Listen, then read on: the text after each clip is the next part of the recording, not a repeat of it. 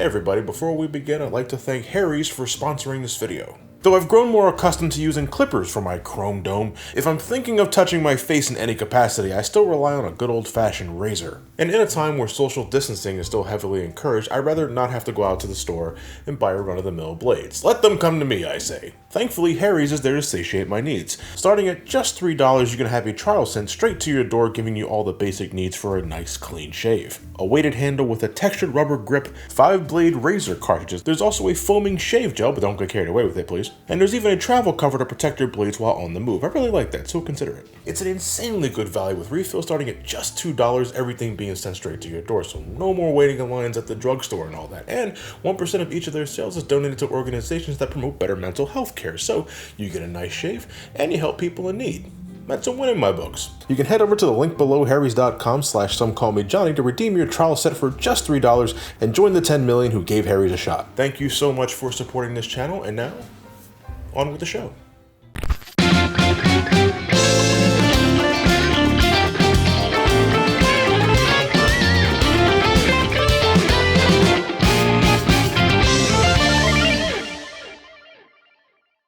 It's been a goal of mine for some time to go back to all of my old SGB reviews and give them the versus treatment. This series in particular is turning 10 years old next year, and I kind of want everything under one umbrella. Now don't get me wrong, this doesn't mean I'll be deleting those videos. They still hold a ton of sentimental value to me, but 10 years is a bit of time, and I'd like to think I've grown since then, so I feel there's merit in looking at all those games with a more seasoned eye. And next on the docket of re-reviews, you could say, is Sonic Colors on the Nintendo Wii. It's close to Sonic's birthday, figured it was appropriate, so what say you? Sonic Colors was a real turning point for the Hedgehog back in 2010. Oh Jesus, this game is turning 10 this year. Woo! So, we're all very familiar with how Sonic 06 nearly killed the series, how you can argue the 15th anniversary in its entirety almost killed the series, the sole exception being Riders, the spin-off racing game, yada yada yada, turn the page please. Starting with Sonic Unleashed though, there was an honest-to-God attempt in injecting new life into the franchise.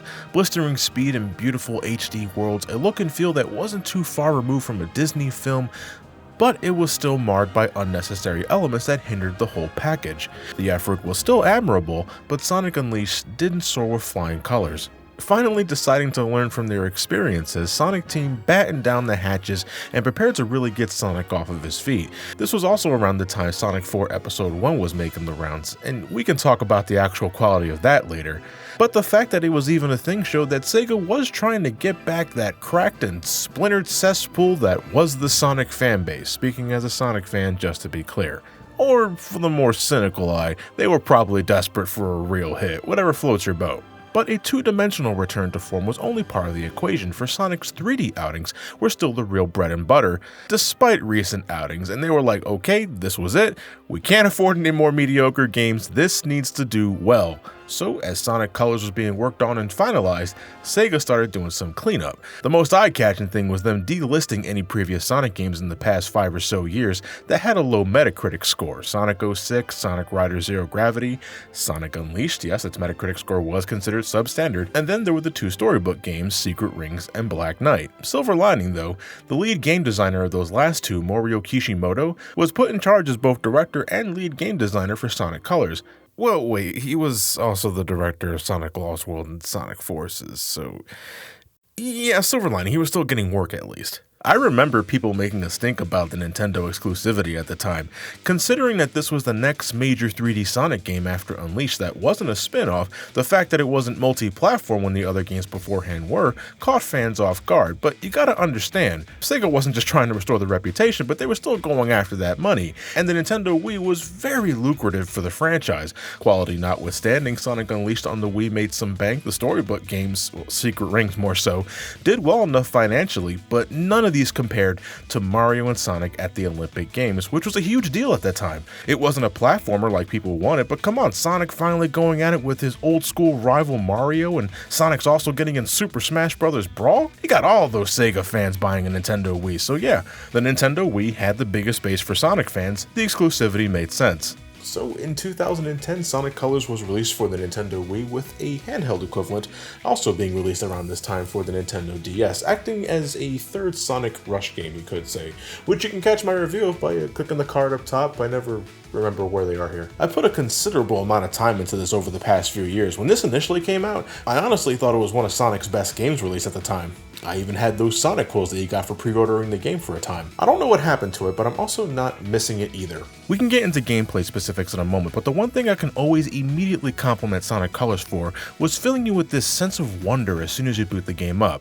I love this title screen. I know it may not sound like much, but I always loved Sonic running towards the player with these colorful critters following closely behind and that magnificent orchestral piece thanks to the Amsterdam Session Orchestra. The main orchestral theme is one of my favorite pieces of music from the franchise, period, but the soundtrack totally is more like Sonic Unleashed, where it has one major symphony piece, while the rest is the high-energy varied soundtrack you might come to expect. In fact, most of the composers from Sonic Unleashed returned to score this game, and I cannot praise the work enough. This soundtrack is amazing, not just for having a good variety, but for creating a fun, lovable atmosphere. I recall back in 2010, I picked this up day one.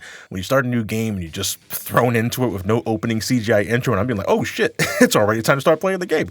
When's the last time that happened? But then you start with Tropical Resort. It's so dazzling to the eyes. The music's so energetic. This is an amusement park that Dr. Eggman built. Get the fuck out of here. This ain't no Eggman land, but you know what? I'll take it.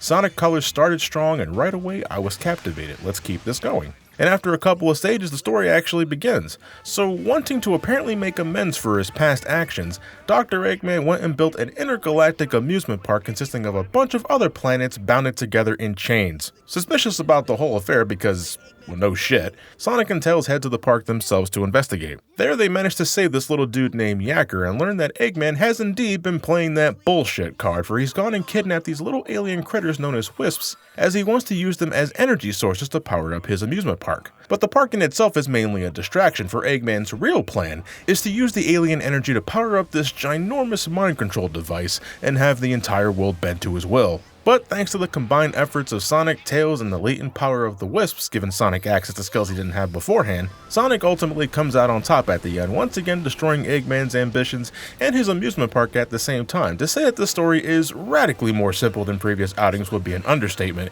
It's barely above the Genesis games in its complexity, but that was the intention. Sonic Colors wasn't just designed as a return to form, but it was also designed to cater to the younger crowd, which I know sounds a little weird when you consider the Sonic series was always designed for kids, but no, Sega was going a little younger this time, and I mean, you can see that everywhere. The colors, children.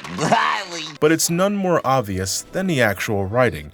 Sonic Colors was the paradigm shift with how stories were handled in future Sonic games.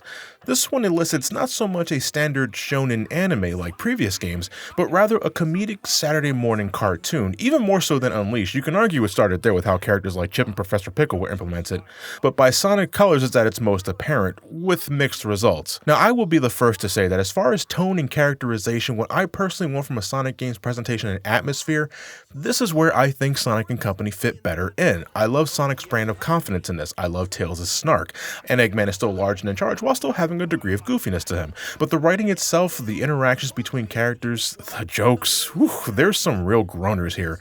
And not in the so bad it's good sort of way, but like, Jesus Christ, get to the fucking point already type of groaners. There are many exchanges in this game that are sort of bogged down with the writing trying way too damn hard trying to hammer in the yucks. Some of them land. One of my favorites is when Cubot is picking up the remains of Big Boy, that big robot you fight, and he reflects that, from a robot's point of view, what he's doing is pretty gruesome. Legit, I love that moment. And I love all the Eggman PA announcements you can hear in the game. I wish they were a little clearer. They're kind of hard to hear against all the boosting and jumping, but in the slower moments, they are a great source of levity. Other times there's the setup for a good joke, the joke is delivered, but then it just keeps going and going, and I'm like, you had something at the start, but you lost me because you didn't know when to stop. And I know a huge part of that is because I'm not the demographic. It's really easy for me to pick apart something like that, let's be real. This wasn't really meant for someone my age, but I still feel as far as writing goes for what's essentially a kid's show, it could have been a lot better. Again, the tone that Sonic Colors invokes is personally what I like to see more of, but the substance here just frankly isn't up to snuff. Now, some might disagree with this, but can we just get Ian Flynn to write a Sonic game for once? Not to go too much into a tangent, but the IDW comics have consistently delivered good writing while remaining true to the characters and knowing when to reel it back. It's a good balance, I think. Not perfect, but much damn better than anything we've gotten in the games as of late. Yeah, well, I feel that's a whole other discussion I can save for another time, so let's just get back into the game. The intention of having Sonic Colors cater to a wider audience wasn't just for the presentation and such. It also permeates through the gameplay, from the level design to accessibility, with the option of having 4 different controller layouts. Beforehand, I used to use the GameCube controller when playing this, and if you're playing this on an original Wii, I still recommend that as the best option. But seeing as I recorded this off of my Wii U, and I can't use that Smash Bros. Adapter, I ended up going with the Nunchuck and Wiimote combination. It took some adjusting for a level or two, but it's not a bad means of control at all. And it's better than the classic controller option. I don't know why they thought putting the boost button on B and the jump on A and the slide on X for this layout was a good idea. It's so awkward. I can't play like that at all, and the single Wiimote option isn't much better, considering that even with simplified mechanics, the layout isn't the most optimal. I can commend the developers for trying to get all the options in there, but at some point something had to give. You know, Super Mario Galaxy certainly wasn't worried about trying to fit in 4 different hold on, that's not an app comparison. Wait. No. Okay, scratch that. God, do you remember when folks were calling Sonic Colors a Super Mario Galaxy ripoff simply because Sonic was in space, completely ignoring all the other times Sonic has been to space? You know, Mad Space predates Mario Galaxy. You can call Mario Galaxy a Mad Space ripoff. You see how ridiculous that sounds? Yeah. I don't know where I'm going with this. The meat of Sonic's gameplay is more or less a continuation of the daytime formula from Sonic Unleashed.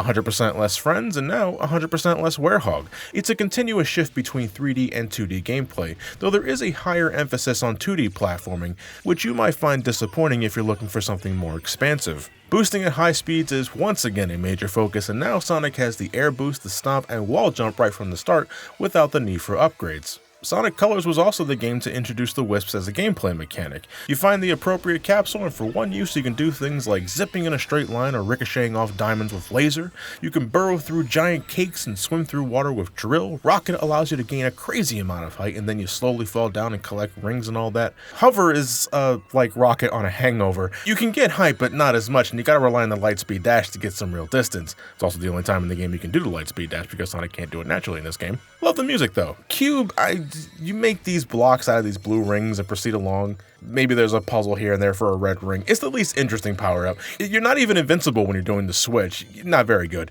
Spike allows Sonic to spin up walls and ceilings like the spider ball from Metroid. It's also the only time you can do the classic spin dash, which again, find very odd. You give it significance to power-ups by taking away something Sonic had naturally beforehand. But finally, there's Frenzy, which can gobble everything in its path like a pissed-off Pac-Man, but it's a little unruly. It's like it's got a mind of its own because it's so angry, but it feels clunky at times too. You have to progress with the story enough to even have access to most of these, but seeing as this game isn't very long to start, seriously, it's like 4 hours long, maybe even less so, that won't take very long. The color powers can be exhilarating to use. As power-ups, I like the things Sonic can do with them, except Cube, and getting the most out of them to finish the stage quickly can be gratifying, and they break boss battles in half with careful use, but most of their extended use falls on collecting red rings. If you're just playing the stage with the intention of getting to the goal ring, you'll find most of Sonic Color stages to be rather bite-sized, some shockingly so. Every world has 6 acts, 6 of these motherfuckers, but unlike Knuckles Chaotix, I don't think you'll go numb by the end of the world, but at the same time, you might also feel like these stages never get off the ground properly, something if you recall I gave Sonic Forces shit for.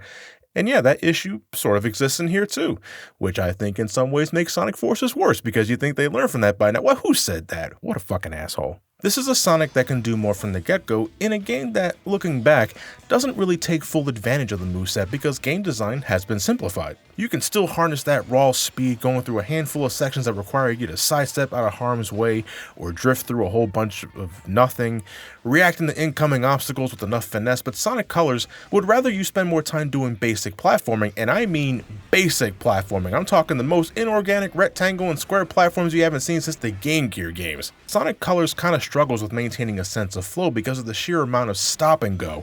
Though some worlds are better than others about this, sometimes it feels the inspiration for level design in this game wasn't so much Green Hill Zone, but rather Marble Zone, and you'll be hard-pressed to find a good amount of folks who can unironically call Marble Zone their favorite stage from Sonic 1. Again, not judging. And the platforming itself can get a little testy because 1, the 3D controls are still not as fine-tuned as they were in the adventure games. It's about the same as it was in Sonic Unleashed, and if you recall my critiques then, Sonic has a little too much weight to his ground movement and his jumps. But to somewhat circumvent this, Sonic was given a double jump for this game, which is great for correcting positions as I expect a double jump to do, but it still has the same weight issues as Sonic's default movements. It can be hard to get a grasp on the amount of speed and height you need to get across some of these obstacles.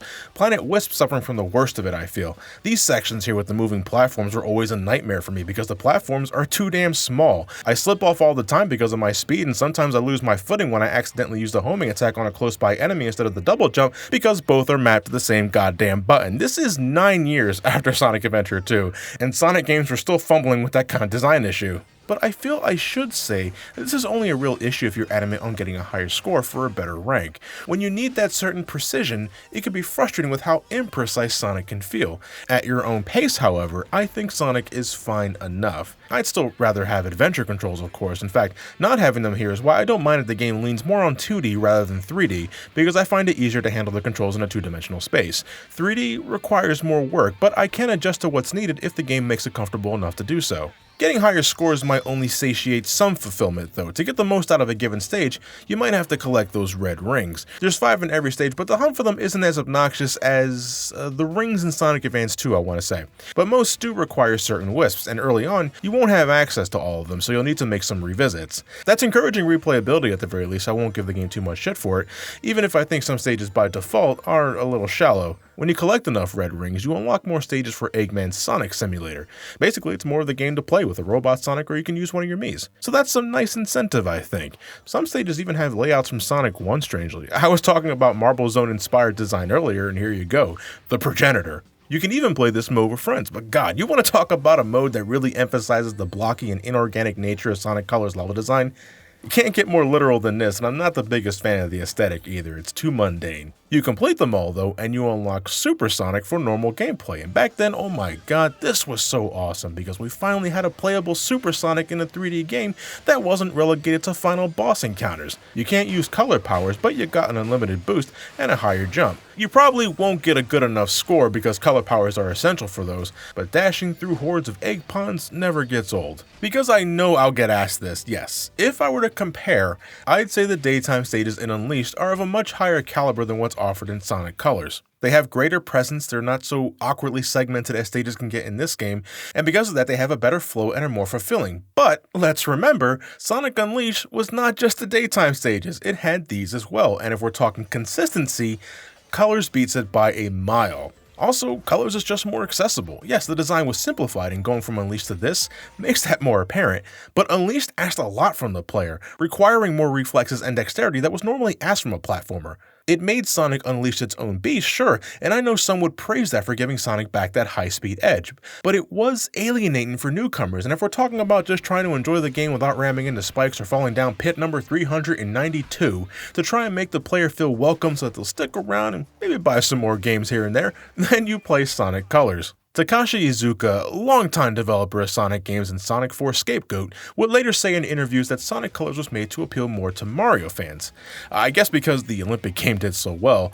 And yet you can certainly feel the Mario at points, and in that way, it doesn't feel very Sonic at times, but I don't know, even in 2020, I still don't know what the hell being a Sonic game even means. Sonic's gone through so many structural changes that every new release has the possibility of starting another civil war within the community.